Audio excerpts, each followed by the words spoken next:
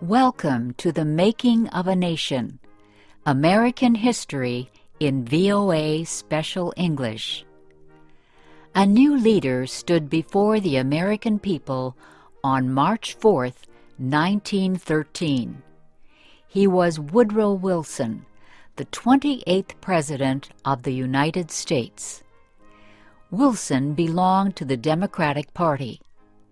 He was progressive in his belief that government should take an active part in efforts for social reforms.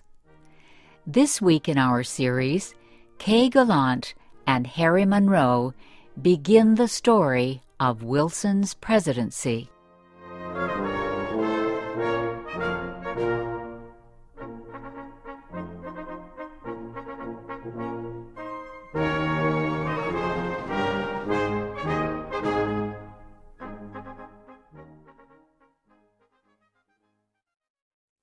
Woodrow Wilson had spent most of his life at Princeton University. First, he was a professor. Then he was university president. Next, Wilson was elected governor of the state of New Jersey. His early success as governor made him a leading candidate for the Democratic presidential nomination in 1912. Wilson traveled widely around the country during the campaign. He made speeches to many groups. He tried to make himself and his ideas known to as many Americans as possible. Wilson called his program the New Freedom. One of his campaign promises was to fight for better conditions for America's small business owners. Such proposals helped him win the Democratic nomination for president. Then he defeated President William Howard Taft and former President Theodore Roosevelt in the election. Woodrow Wilson, the former president of a university, had become the president of a nation. The largest crowd in Washington, D.C.'s history welcomed Wilson outside the Capitol building on the day of his inauguration. He called on the American people to join him in making the country a better place. "Our duty," Wilson said, "is to correct the evil without hurting the good. I call all honest men, all patriotic, all forward-looking men to my side."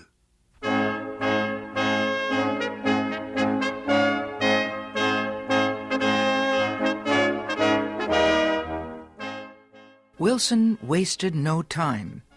He immediately called a special session of Congress to act on Democratic campaign promises to reduce import taxes or tariffs. Wilson felt strongly about the need to reform these taxes. He broke tradition by leaving the White House to appear before Congress in person to appeal for his tariff proposals. Many members of Congress opposed Wilson's plans, but the new president used the results of a Senate investigation to win the fight. The investigation showed that a number of senators owned companies that depended on high tariffs for their profits. The votes of these senators were influenced by their property holdings. Public knowledge of the situation forced many of them to give up their holdings and stop resisting tariff reform. Congress finally approved Wilson's proposals. Lower tariffs reduced the amount of money taken in by the federal government.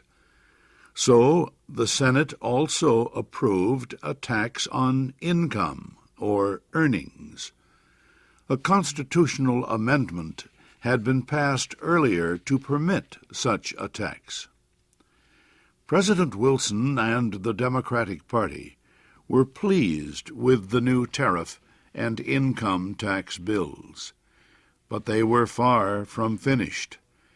Next, they turned their efforts to reform of the banking industry. For several years, many people had recognized the need for changes in the banking system.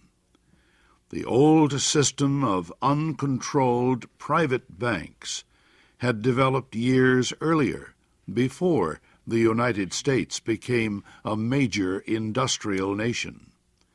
Many people agreed that a more modern system was needed, but they could not agree on details. President Wilson said control of the nation's wealth was held by too few men. He noted a report that said just 2 men controlled 10% of the total wealth of the United States. Wilson said the nation needed a money supply that could be increased or reduced when necessary to correct economic conditions. He said a method was needed to let banks help each other during economic emergencies. And, he said, laws were needed to prevent a few wealthy men from using the economic resources of the country for their own purposes. Finally, Wilson said the control of this system of banking must be public, not private. It must belong to the government itself. Wilson called his proposal for a central bank the Federal Reserve System. Under the plan, the nation would be divided into 12 areas. Each area would have its own Federal Reserve Bank. These area banks would not do business with the public. They would serve only as bankers' banks, and they would issue a new form of money supported by the federal government. Most important, the leaders of the new system would be chosen by the government, not by private business.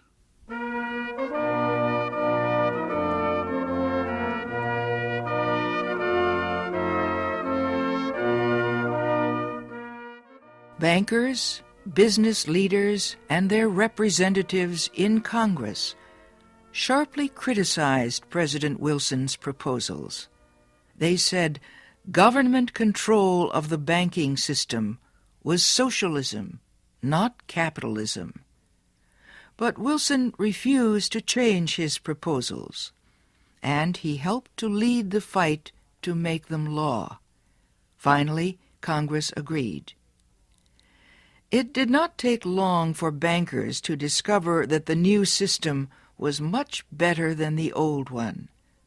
Today, the Federal Reserve System is one of the most important institutions in the United States. For Woodrow Wilson, the fight over the banking system was yet another political success. He had won major reforms in the nation's tariffs, taxes, and banking systems. Now he told Congress that new legislation was needed to control the power of monopolies and trusts. These were the giant companies and business alliances that controlled complete industries. Wilson proposed a new antitrust law to control the actions of large companies. His supporters in Congress wrote a bill that listed a number of business activities that no longer would be permitted. For example, no longer could a company set prices that would reduce competition or create a monopoly. No longer could corporations buy stocks of competing companies.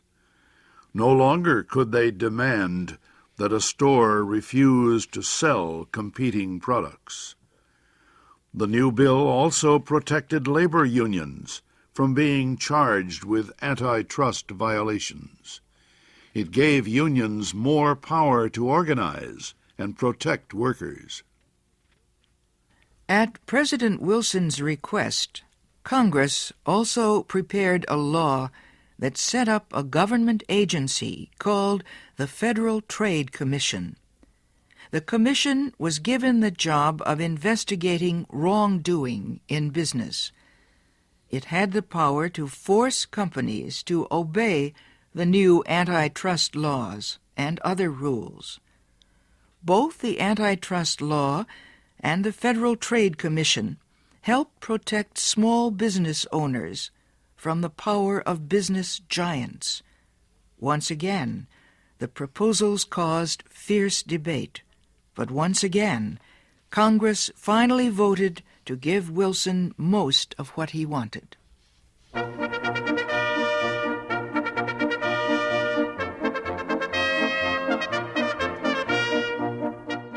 The early months of Wilson's term were one of the most successful times in the history of any president.